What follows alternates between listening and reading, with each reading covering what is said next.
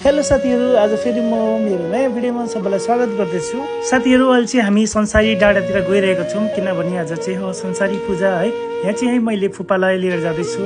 फुपाले चाहिँ संसारी पूजा गराउनुहुन्छ है। अन्त हेर्नुहोस्, यहाँ खोला पनि निकै बढिसकेको छ।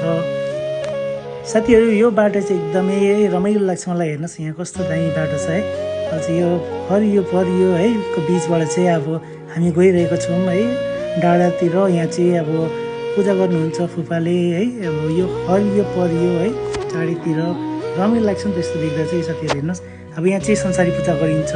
संसारी पूजामा चाहिँ तपाईँहरूको खोला नाला पहाड पर्वत वन जङ्गल है झोडाहरूको चाहिँ पूजा गरिन्छ।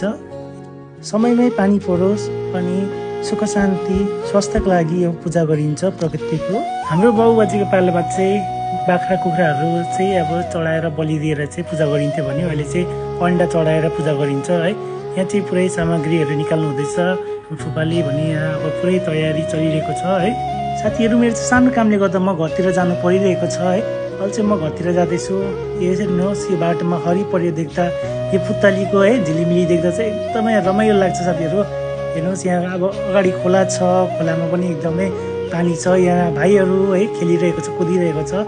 र म फेरि प्रसाद खान आएको थिएँ र प्रसाद चाहिँ एकदमै मिठो थियो। साथीहरू, फेरि भेटौँला अर्को भिडियोमा।